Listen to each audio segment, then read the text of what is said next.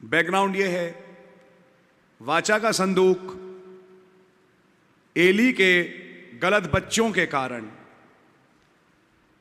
गुनाहों के कारण खुदा का वाचा का संदूक इज़राइल से जा चुका था। इकाबोद इज़राइल पे लिख चुका था, लेकिन वो वाचा का संदूक फिलिस्तीन देश में भी नहीं रह पाया और उन्होंने एक नई बैलगाड़ी पे उसे भेजा। वो वाचा का संदूक पहुंचा बेतशेमेश, फिर बेतशेमेश से किरियत यारीम, और अब किरियत यारीम में वाचा का संदूक एक घर में है जिसका नाम है अमीनादाब, और उसका एक पुत्र है एलियाजर जो कि उस वाचा के संदूक की देखरेख करता है। वाचा का संदूक इज़राइल में लौट के आ चुका है। मैं कहूंगा वचन लौट के आ चुका है। क्या आपको दिखाई दे रही है तस्वीर? और वहां लैंड में एक नबी है। जब वचन लौट रहा है उस सीजन में एक प्रॉफिट है लैंड में। क्या आपको तस्वीर दिखाई दे रही है? इस प्रॉफिट का नाम है सैमुअल। समझ में आ रही है आपके? और देखिए सैमुअल ने वाचा का संदूक गया क्यों? फिलिस्ती लड़े और फिलिस्ती वाचा का संदूक लेके चले गए। समझ में आ रही है आपके? वाचा का संदूक ले लाने का मतलब है घर से वचन का उठ जाना। जब घर से वचन उठेगा तो पैंटें औरतों की चालू हो जाएंगी,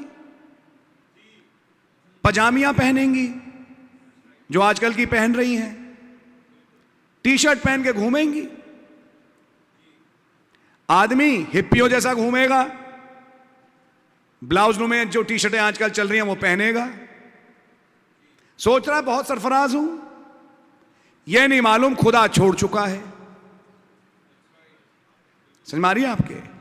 जब वचन उठ के चला जाए तो फिर वचन के विरोध वाली बातें होती हैं। प्रॉब्लम क्या है? लोगों को बार बार डांटना अच्छा नहीं लगता।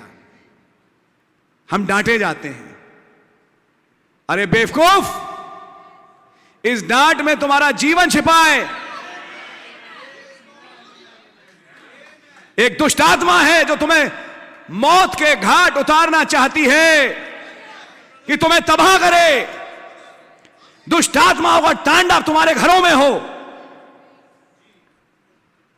यह होने के लिए दुष्ट आत्माएं हमेशा तैयार रहती हैं, लेकिन अगले को फुर्सत तो हो खुदा का कलाम सुनने की। आपकी कुछ समझ में आ रही है?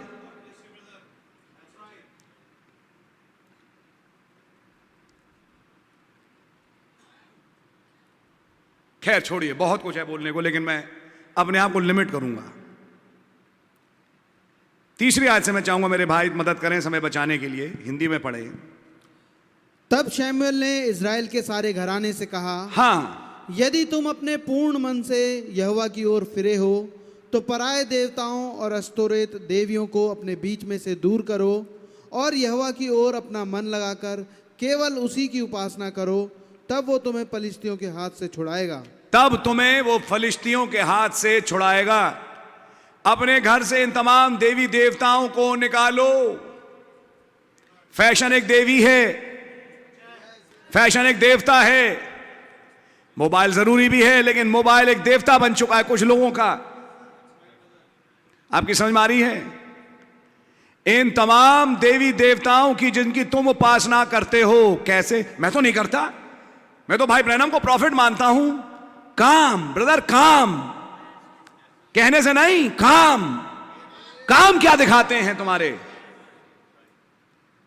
काम ये दिखाते हैं कि तुम्हारे कामों के द्वारा किन्हीं और की उपासना होती है। मन फिर चुके।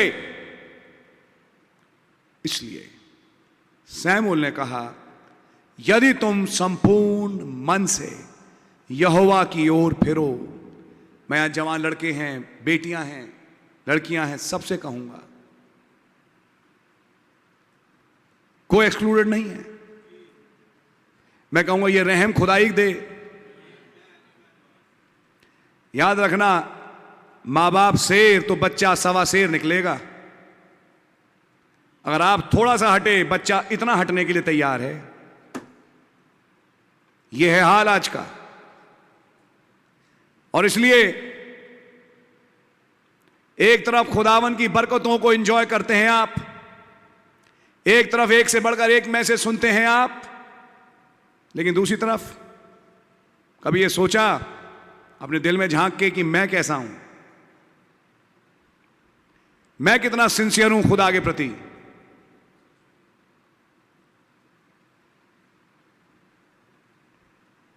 हम यहां पुलपिट पे चिट्ठे खोलने के लिए नहीं बैठे, लेकिन हां इसलिए तो जरूर बैठे हैं कि खुदावन आपसे खुद बात करे जहां पर भी आप बैठे हैं, चाहे नेट पे चाहे यहां पर सुन रहे हैं।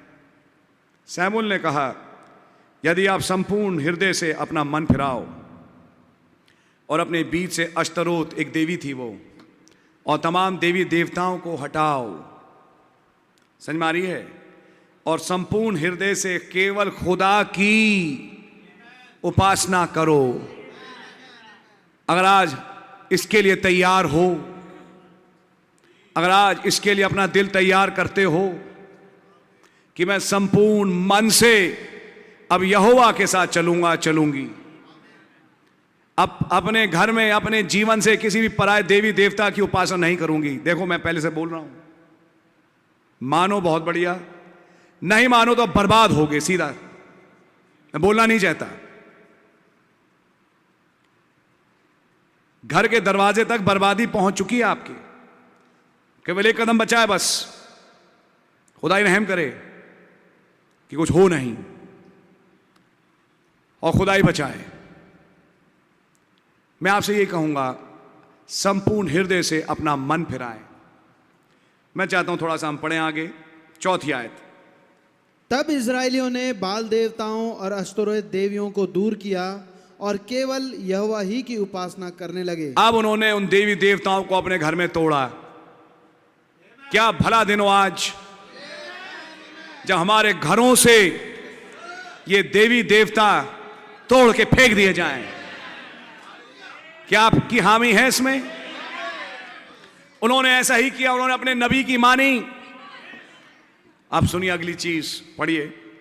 फिर सैमुएल ने कहा, सब इस्राएलियों को मिस्पा में इकट्ठा करो और मैं तुम्हारे लिए यहोवा से प्रार्थना करूंगा। मैं कॉन्फ्रेंस बुलाता हूं, मिस्पा में आओ, मिस्पा में हम एक मीटिंग करेंगे और मैं तुम्हारे लिए दुआ करूंगा। जिन्होंने संपूर्ण हृदय से अपने आप को यहोवा की ओर फेरा है। 6 आयत। तब वे मिस्पा में इकट्ठा हुए और जल भर के यहोवा के सामने उंडेल दिया और उस दिन उपवास किया और वहां कहने लगे, हमने यहोवा के विरुद्ध पाप किया है। क्या कहा उपवास के दिन? फास्टिंग करी, और फास्टिंग के करने के बाद जब मीटिंग में पहुंचे तो एक ही बात बोली, अपने आप को दीन करके, अकल लगा के नहीं, नहीं नहीं मैं ठीक हूं। अगर अपने आप को जस्टिफाई करोगे या करोगी तुम बर्बाद हो, लेकिन अगर अपने आप को दीन करो। और केवल एक बात इन्होंने बोली, लॉर्ड हमने आपके विरोध में पाप किया, हमने आपकी नहीं मानी। जो आपने किया वो भी आपके सामने ही है, कोई किसी का न्याय नहीं। आप खुद देखें, हमने यहोवा के विरोध में पाप किया है। आगे पढ़िए। और सैमुएल ने मिस्पा में इस्राएलियों का न्याय किया। जी। जब पलिश्तियों ने सुना कि इस्राएली मिस्पा में इकट्ठे हुए हैं, जब फास्टिंग की मीटिंग चल रही थी, उसी समय पुराना दुश्मन फिलिस्तीन ने कहा इनकी मीटिंग का फायदा लें, इनको यहीं खत्म कर दें।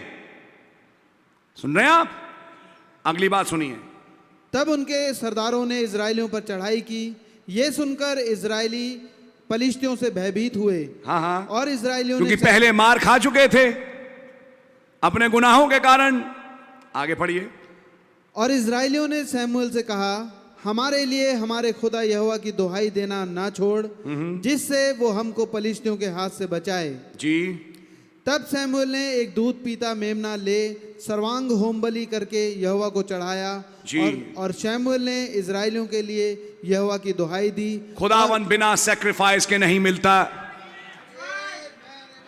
आज आपका याजक होने के नाते मैं तो कुर्बानी लाया ही लाया हूं, लेकिन अगर हर एक कोई आए अपनी कुर्बानी के नीचे, जिसका नाम प्रभु यीशु मसीह है, उसके लहू का वास्ता देके, क्योंकि वो सारे मेमने, एक मेमने की तस्वीर थी, सबसे पहले सैमुएल ने कुर्बानी चढ़ाई।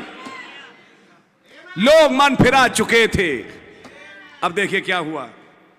और सैमुएल ने इजरायलियों के लिए यहोवा की दुहाई दी और यहोवा ने उसकी सुन ली जी। और जिस समय सैमुएल होमबलि को चढ़ा रहा था, उस समय फिलिस्ती इजरायलियों के संग युद्ध करने के लिए निकट आ गए। गलत टाइम चुन लिया अब फिलिस्तीयों ने। ऐसी प्रजा जो मन फिरा ले और खुदा की ओर मुड़ ले, अब दुश्मनों पे भारी पड़ेगा खुदा। जिस दिन तुम मन फिराओ, तुम्हारी जीत उसी दिन से है।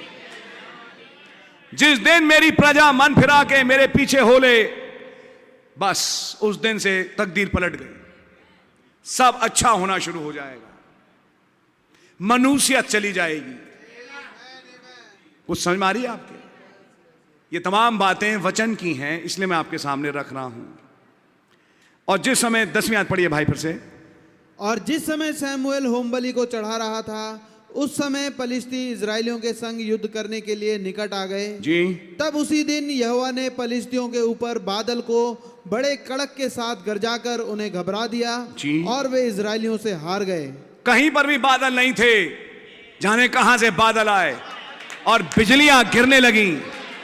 और बिजलियां इजरायलियों पे नहीं गिर रही, उनके ऊपर गिर रही हैं।